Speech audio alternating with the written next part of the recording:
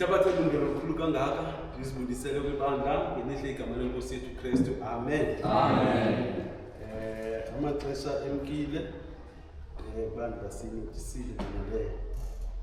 Isihloko sayizolo ke besisithi disciples in action. Siyasikhumbula ngosihloko sayizolo. Amen. Ivesi yayizolo ibinguMarko chapter 1 verse 16. Namhlanje isihloko sanamhlanje sithi prayer in action. Sithi prayer in action. Ivesi ke sinikiweyo ila vesi ipha uncwadi kaMarko chapter 1 verse 35. Ifundeka ngohlobo ke. Before daybreak the next morning, Jesus got up and went out to an isolated place to pray. Later Simon and others went out to find him. When they found him, they said, "Everyone is looking for you." But Jesus replied, "We must go on to other towns as well, and I will preach to them too. That is why I came here." Inkosi mayisikelele ukufunda kwelizwi layo ukubeni naphakade. Amen. Amen. Sidibana lesi sihloko sadibana nale vesi ngiyithanda ke le vesi siyikhethelwe ayiveli apha evuselela le vesi. Amen. Ivela kwindawo ezikude. Isuka kumadoda amakhulu ngapha kwelwandle kwathiwa masabelane ngayo. Ngayi-honorisha lento ndaqonda andinawuyitshintsha noyitshintsha. Andinawucingi ndenze loo nto ndiyitshintshe. Ngoba yivesi le enamandla ekhethwe ngamadoda aphefumlelwe ngumoya kaThixo. Umthandazo kwebandla kuthiwa prayer in action. Eneneni ke ukuthandaza into sizoyenza apha namhlanje. Asangozoshumayela, asangozomamela isermon, sizova nje ilizwi esawuthandazela losikhuthaza, esawuthandazela phezulu. Umthandazo ubaluleke kakhulu. And sile generation sisohlulakala nje amaxesha amaninzi. Intuba ubomi bethu ayibobomi bomthandazo. Ubomi bomKristu bubomi bomthandazo. Ithi le ndima sityhile apha namhlanje uYesu wavuka kusasa wahamba waya kwindawo ekhethekileyo ethile wafika ekuseni kusemnyama wathandaza. Uvuka abafundi bakhe exesheni bahambe bamkhangele bengamboni bade bamfumana. Ithi iBhayibhile bamfumana bawugqiba umfumana bathi kuye, "Baninzi abantu abakukhangelayo uphi?" So sizawuxoxa nje ngaloo nto kule mizuzu ilishumi elandelayo. Sawugqiba siyivale. Andingumuntu wena utsalayo lesisu esikhulu noxa sisikhulu xa sijongile.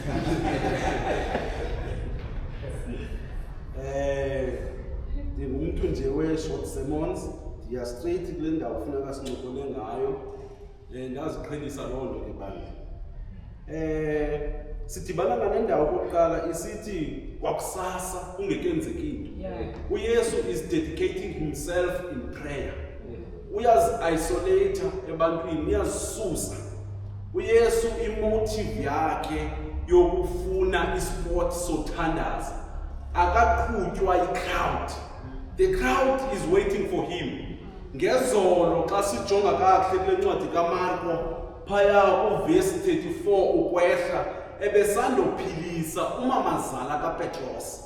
Phakathi kwabantu bebaphilisa bekukho nomamazala kaPetros. Elixesha gqiba kwenza lo msebenzi, the crowd was so amazed. And elixesha bephilisa, even the demons recognized him. Zithi demons xana engena zifuna uthetha athi mazithi tu, zithi tu. So uthi xa efika uYesu ewugqibile lo msebenzi kungesabatha. Ithi iBhayibhile wayesendlini yesikhungu kungesabatha. Namhlanje uvuka emva kwesabatha. Still usayothandaza. Ngokungathi ufundisa amaKristu walixesha lesiphelo. Into umthandazo ayonto yoba mayiphelele ngesabatha. Ubomi bethu continuously ime babubomi bomthandazo. Angapheleli nje apho uYesu athi asawugqiba uyenza lento ezikhethele bucala lamadoda ebehamba nawo eshekele ngasemva ngongathi awayi-understand lena. There are benefits in prayer. More especially umthandazo ozawuvuka ekuseni mamam uwenze ngeli xesha abanye abantu belele ngoba uyayi-understand into yoba kwimission esinikwe nguThixo sisedabini silwa nongendawo silwa neziphatha magunya ezingabonwayo ngamehlo. Ngoko kufuneka amaKrestu akwazi ukhalimela idimoni. Amaxesha amaninzi ziyapotyakala izinto ngoba sohlulwa ukukhalimela idimoni. Silawulwa ziidimoni singamaKrestu wexesha lesibhele.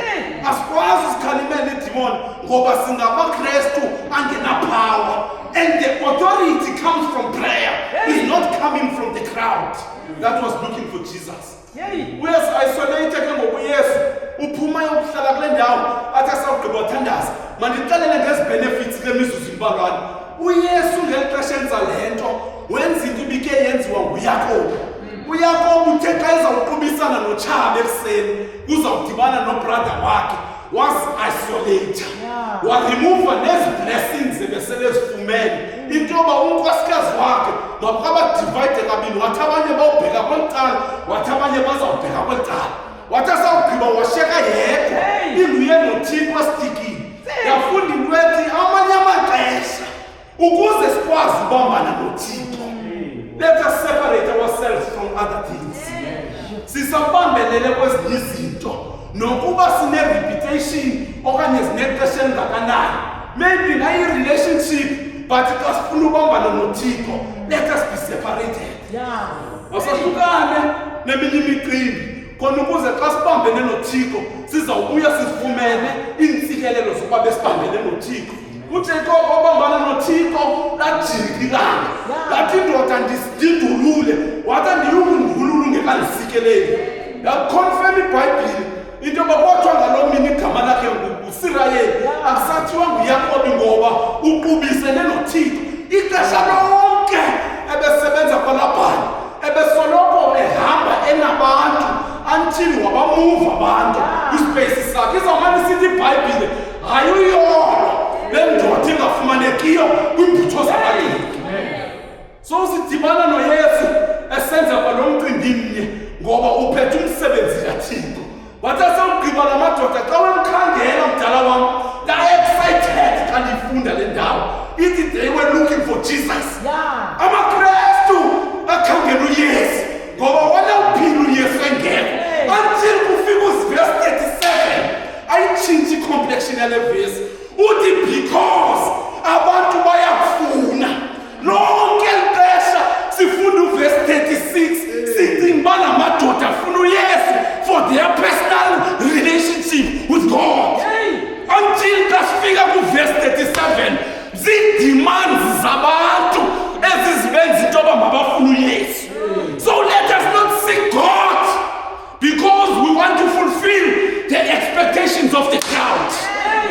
Amaxesha amaninzi mhlawumbi siza kuYesu just to fulfill other people's mission, singazukwenza le nto ifunwa nguThixo. So la madoda xa wesiza ebesiza enalo-mandate yoba Yesu siyakufuna because abantu bazikhangelana nawe. Uthi uYesu no man, abantu sishumayele kubo. Let us go to other towns because nakuzofuneka ndishumayele. Let us talk about the authority. In the Bible, Jesus was speaking with authority. And the authority yake yayingezi from reading the scriptures and understanding the scriptures. But the authority yake ebeyifumana kuThixo because he understood the mission. So xa e-understanda ukuthetha kwakhe bekungafani nabarabhi belaa xesha. Abarabhi belaa xesha umahluko wabo noYesu bebethethe nge-authority kuthiwe wena uphuma kuGamaliyeli, therefore ukunike i-authority yoba ungathetha endlini yesikhungu. Kuthiwe wena uyazi-understanda ii-scriptures nezinto ebezifundiswa ngelo xesha ungathetha. So ibe yi-confirmation evela kwabanye abantu okanye approval evela kwabanye abantu, but umahluko kuYesu ibisuka kuThixo. Though uYesu was powerful, but ebefumane authority to God. As a result, ebesithi xa ethetha needemoni zivakalele. So besithandekayo, to my surprise, iidemoni xa kuthetha uYesu bezima-understanda, and iidemoni bezimazi amandla anawo uYesu. But thina, look at us, indlela esingamthobeli ngayo uThixo, oyintwana ziidemoni xa yethetha uYesu zincandazela. Another aspect kwakule ndawo iyi-1 ye-authority eligunya ebethetha ngalo uYesu, ethetha ngalo kuve ezidemoni, eligunya belisuka kuThixo. As much as he was God, powerful ngale ndlela wayepowerful ngalo, but uYesu spent the night in prayer. uYesu bengalali njengabanye ababaleleyo, ibingoyena ebestrong, but uYesu ibingoyena ebespend ixesha econnecta. Ndithe xa ndifunda omnye umbhali wathi, connection with God is better than the public fame esiyifumanayo. So before size ebantwini, let us spend time with Christ. Abashumayeli abaninzi bangxamela ipulpit bengekayiqondanisi indaba noJesu. Uthi omnye umbhali lungisa indaba yakho noJesu. Sithi before sibe kanti soma kule ndawo, sibe siqonda into yoba i-connection yethu noYesu. Xa sisize bandleni sizawuza ngeenjongo ezirayithi. We are not here to fulfill ii-demands zebandla, but sizophakamisa uYesu. Abaninzi bapreachela i-approval from the elders and from the church, not le nto ifunwa nguYesu. Hence sizathu xa sine-camp meetings, sithi xa sifuna izipikers, sithi sifuna abantu abazi-crowd pullers, not abantu abazasiconvecta. Because our goal is not to win the souls and to be won by Christ, but our goal is to makugcwale kubekho i-crowd. Then what? Because le nto ibubuKristu into ye-individuals imvisa kabuhlungu. Mayi-eja into yoba sithi emveni koba sishumayele kuzawuthiwa ngenye imini masibe ngiyimilahlelwa ngaphandle. Iidemoni ziyalivila izwi likaThixo, but amaKristu azibiza ngoba ngamaKristu wexesha lesiphene awakwazi ulithobela ilizwi likaThixo. So I'm so disappointed. Ithi ke le ndawo, they were so amazed. So the focus must not from ukuba siplease abantu, but our focus should be pleasing God. Abaprofeti ababuxoki ngela xesha lamandulo bebeprofeta kwexesha kaYeremiya babesenzela uthando nabantu, but uJeremiya wayekwicala likaThixo. Yonke into ayenzayo besenzela into yoba ingabe uThixo eyiconfirma lento yeziburekisho. Uyayazi mamam into yoba xa kunobuya uYesu emveni koba senze i-service, baninzi abantu abaphoswa bubukumkani ngeli xesha besigqiba ukwenza i-service. Yile nto kufuneka sisithathe serious iindibano ezinje. Xa kuthiwa lixesha loba masizothandaza, sibe kanti siyithatha serious loo nto. Every time sisiya emadolweni, noba sisezindlini zethu, every time sisiya emadolweni, masithi xa siphakama emadolweni sibe siqonda into yoba xa kunokhalika ilongo, I'm safe kula micala. And umcimbi we-salvation is personal. Ngumcimbi o-personal. Ubona kakuhle ku-personal xa uthandaza usengxakini. Ungasazi nokuba uthe amen, noba ukathi amen uzibhaqa uqhuba, uphinde uyeke esithubeni, uphinde uqalele, uphinde uphume. But uYesu mhlawumbi wayebaleka ukuphazamiseka. Uba kukwento ezikuphazamisayo endlini, khawuphume kancinci uyofuna isport ulenganise uYesu. Prayer in action. Zininzi izinto ezizawuphendulwa through prayer. uThixo akayenzanga ngemistake le week of prayer into yoba makube kanti kothethwa ngelizwi lakhe, into yoba makube kanti sizazithetha bucala sizothandaza. Mninzi umsebenzi esijongene nawo ngomso, and masingafulfill ii-demands zabanye abantu. Let us cling to Christ. The relationship with God is more important than the service. So thina sinqamela amaxesha amaninzi i-service to serve others. Ibandla linezidemands. Masihambeni sibheke ebantwini. What about the relationship?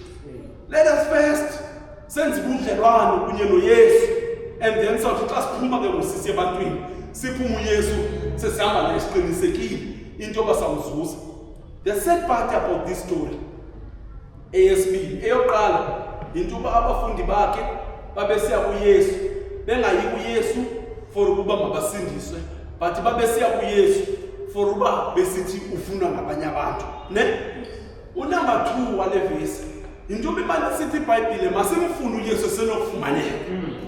But uthi uYesu xa eresponda kwamadoda, lena inkonzo bendiyenza yoba mandispende usuku kule ndawo, andiyenzeli into yoba mandibuyele kwabantu, but ndiyenzela into yoba nakwezinye izixeko mandiye ndifilisha sorry for abantu besasixeko abangakhange bamfumane.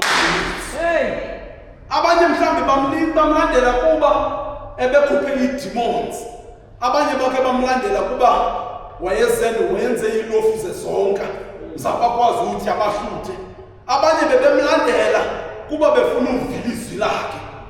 But eyona nto ibinobaluleka xa beyifuna yinto yoba beze kuYesu bezofuna inguquko.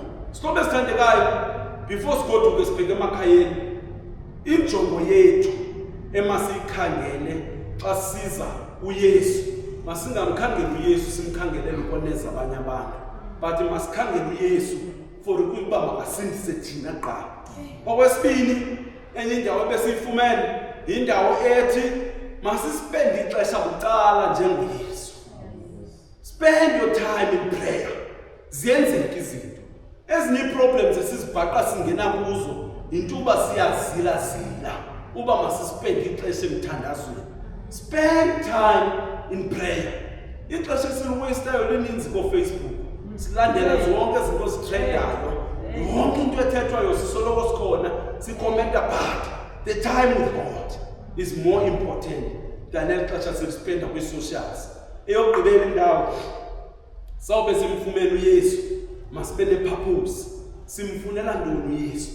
Hayi, purpose yethu yintuba sifuna usindiswa, sandule ukususindiswa kwabanye abantu. Sihlobo esithandekayo, sizilibazisana. Xa sibheke emakhaya, imithandazo Thixo uyayiphendula. Kuthiwe prayer in action. uYesu ebethandaza izinto zenzeke. Ebewenza lo mthandazo lapha ecaleni khona ukuze nabanye zibafumane usindiso. Sihlobo esithandekayo, xa sigodukayo masithi kuThixo, Nkosi, ngalowa namhlanje umthandazo. Sisuse ingcinga zethu sicinge nge-crowd, but masicinge ngawe ngqo. Amaxesha amaninzi ke nabashumayeli banayo loo nto, nam ngozange saqala ushumayela ndandinayo le mistake yoba kuthi qatha ibandla xa ndipreparisha isemolo, dan uba kuthi qatha lo undinika umyalezo mayiqala iconvecte mna before ndiyise kwabanye abantu. If ayikwazi usebenza apha kum mandiphinde ndijonge inyuvesi, if ayikwazi usebenza apha kum mandiphinde ndijonge inyuvesi, andifuni uba sisitya esizawudilivarisha kwabanye abantu ndawugqiba mna ndishiyekele ngasemva. Mayisebenze ilizwi likaThixo ngoba linawo amandla okusebenza. Let us allow God, indawo yokugqibela, masimvumele uThixo asebenze, silazi ilizwi lakhe linamandla, liyakwazi usebenza kuthi. AmaKristu wexesha lesiphelo, ilizwi likaThixo lithi selithethiwe lingenzi into. Ngoba esithandekayo ibuhlungu lona. Ilevel esikuyo yokholo iyehla imihla ngemihla. Ziyabonisa ngendlela esenza ngazo izinto, ziyabonisa ngendlela esithetha ngazo. Let us try man uthi uphela lona unyaka sifake igiya sithandaze sibe ngabanye abantu. Iyasitransforma ke lanto yela power yela lizwi likaThixo. Uthi xa uthetha uthi hayi man, come provoke uzawubona. Athi ngexesha bebeyazi uba uyirhasi basuke babe disappointed xana unga-engage kuyo yonke into, sikhethe into mawuphendule kuzo. Bazomane bebuza, uske wathini nangoku? engasaprovokeki kwezinto besimane simchusha ngazo. Masibe ngamaKristu anjalo manje inkosi isikelele. Amen. Inkosi ngasincede sihlale kuye ngamaxesha wonke. Lithini bandla? Enkosi Bhutwana ngokuvumela uNkosi akusebenzise. Ingoma yethu yokuvala izathi ibe ngunamba 273. Xa sigqibayo sicele uThembela asithandazele.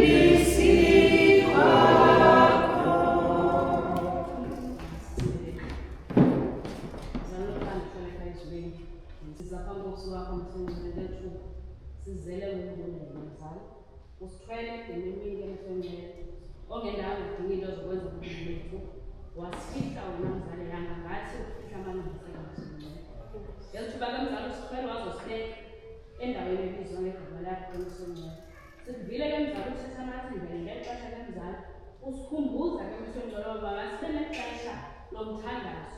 Ubomi bethu ke mzali othembekileyo buxakekile. Zizinto ngezinto zisalela kuwo wonke amacala.